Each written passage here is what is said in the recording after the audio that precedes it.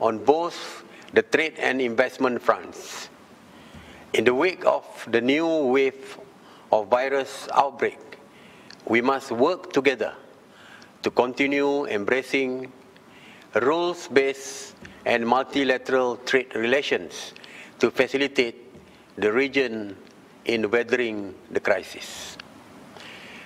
As outlined in the ASEAN Economy Recovery Framework, we have to strive to keep the supply chain connectivity uninterrupted and to facilitate the movement of essential goods and services.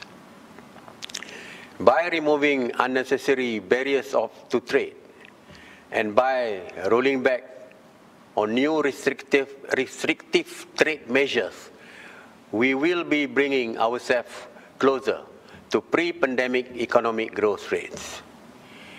This is even more critical for the small and medium enterprise, SMEs. These are businesses that form the backbone of our economy. It is timely for both ASEAN and China to promote cooperation in digital economy partnership, thus facilitating the acceleration of technology adoption among SMEs.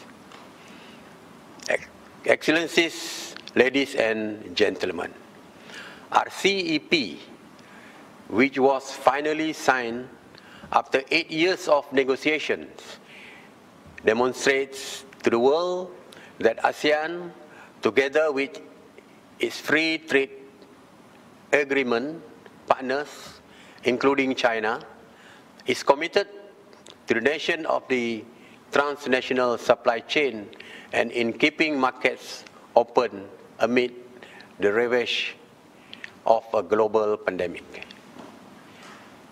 As we transform adversity into opportunity, our CEP, once it comes into force, will serve as an integral tool that will help us navigate our regions towards recovery and future growth.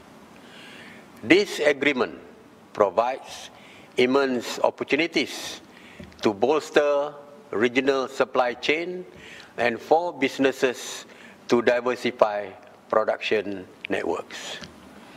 These are imperative for seamless integration into the global economy. Excellencies, ladies and gentlemen, being an important partner of ASEAN, there could be common initiative regarding travel bubble and quarantine arrangement that could be explored between ASEAN and China. By doing this, we will be a much better position to revive not only the tourism industry, but also our people-to-people connectivity. Similarly, mutual recognition of vaccination certification documents is another fertile area for collaboration. Last but not least, creative efforts are vital in reinstating people-to-people connectivity. The pandemic has resulted in border tightening, with traveling still being regarded as a high-risk activity. Thus, it is heartening that ASEAN is actively developing a travel corridor arrangement framework to facilitate cross-border trade and investment. This, in turn, will set the region on a steady path for economic recovery and growth.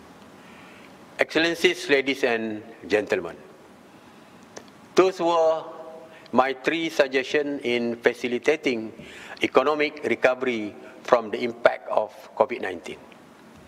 While we have been successful through our collective efforts, much more can still be attained. Thus far, China has been instrumental to ASEAN, particularly being one of the earliest partners to offer assistance during this pandemic. I'm optimistic that ASEAN and China can continue enhancing and elevating this strategic partnership to a higher level. With that, I, on behalf of Keluarga Malaysia, wish all of you a fruitful and productive CAEXPO. Terima kasih, 谢谢, thank you, and stay safe. 感谢伊斯麦尔阁下。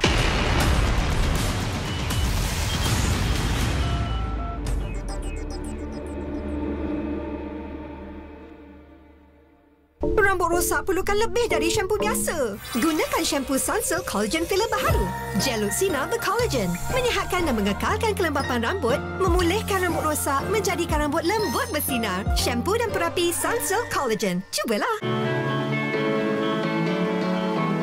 Sukses 4.0. Sebuah pertandingan penjagaan